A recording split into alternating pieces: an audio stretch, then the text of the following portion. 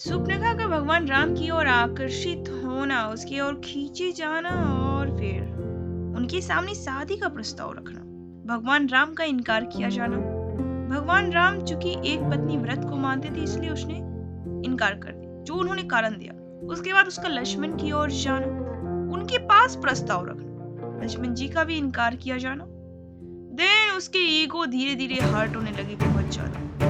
वो अपना रूप में आई और फिर उन्होंने सीता माता पर हमला कर दिया। सीता माता पे ये कह के हमला किया गया, इसके कारण तुम लोग मुझे ठुकरा रहे हो। Why?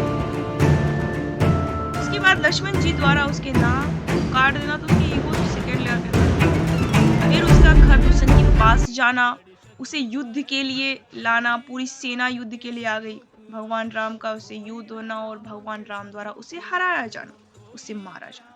वो गई रावण के पास, वहां फिर उसने चुगली किया कि मैं सीता को आपके लिए लाना चाहती हूँ, सीता बहुत सुंदर है। कुछ कहानी का कहानी है कि सीता बहुत सुंदर है, इसलिए वो उसको तो आपके लिए ही साथ होना चाहिए, यू डिजर्व दिस। और फिर रावण का सीता को उठाने के लिए, सीता माता को उठाने के लिए एक षड्यंत्र का रचना करा, सीता माता को उठा के ले जाना और फिर राम भगवान का युद्ध के लिए। रावण को पता था कि शायद वो युद्ध नहीं करेगा, युद्ध करेगा भी तो हम जीत ही जाएंगे। ये उसकी बहुत ही सेकंड लेवल की कॉन्फिडेंस है। और सुपनेखा की कॉन्फिडेंस थी कि उसे सबक सिखाना है सीता उन आप ही लोगों के योग्य है। जिसने मुझे इनकार कर उसे दिया, आपके मेरे पास ईगो लाने के को लिए हर्ट कर दिया, मैंने अपनी नाक कटा दी उसे है। सबक सिखाना आपके है। दोनों ये भाइयों ने प्राण चुगली, ये त्याग दिए हैं। सारा सारा उसके कुछ बाद जो भी रचा अगर गया आपने वो उसका सबक हरण नहीं सिखाने किया, के लिए, तो आपको ईगो जो शक्तिहीन हर्ट समझकर हुई उसे कोई आपके लिए संतुष्ट प्राण करने के न्यौछावर लिए नहीं ही करेगा। किया गया। और फिर क्या हुआ, पूरे रावण कुल का सर्वनाश हो गया।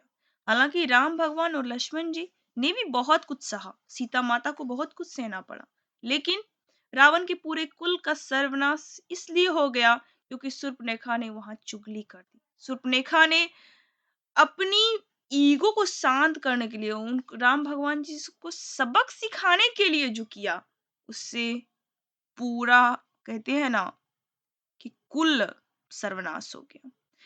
देखिए ये चीजें बहुत इंपॉर्टेंट है। हमारी ग्रंथ, हमारे महाकाव्य, हमारे जो भी हमारे महान ग्रंथ सब है, वो हमें बहुत कुछ सिखाती है। सबसे बड़ी चीज सिखाती है कि एक चुगली, झूठ जो होती है, जो हमारी अहंकार होती है, वो हमें किस तरह से सर्वनाश कर देती है। हमारा एक एक स्टेप जो होता है, जो हम अपने आप को मान लेते हैं और उस मानने के कारण हम कुछ भी करते हैं, कुछ भी कोई भी स्टेप ले लेते हैं, वो चीजें हमें, एक तो शूर्पणखा की जो भी क्रियाकलाप रही, उसके बाद रावण सारे देश की संपत्ति का स्वामी होता है। की फिर जिद, सीता की बात तो रावण ऐसी का है ईगो जो जैसे था, अंधे उसके बाद भिखारी उसके की पूरे पुतली कुल में की, उसके संसार बनाए का रास्ते पर सबसे चलना, अमूल्य रत्न पड़ा इन है। सारे चीजों धन ने का कोई उपयोग नहीं। एक बहुत बड़ा राजा के हिस्टोरिकल पिता एग्जाम्पल हमारे सामने जो रख दिया सत्य है को कि भिखारी हमें की लाइफ झोली से में निकाल किन चीजों को कर बिल्कुल अपने फॉलो नहीं करना चाहिए। हमें सबसे पहले खुद को जानना चाहिए, क्या हम सही स्टेप ले रहे हैं, क्या हमारी स्टेप सही है भी या नहीं है। अगर नहीं है तो हमारी हार सुनिश्चित है, चाहे वो जिस तरह से भी हो। Thank you so much for watching my video.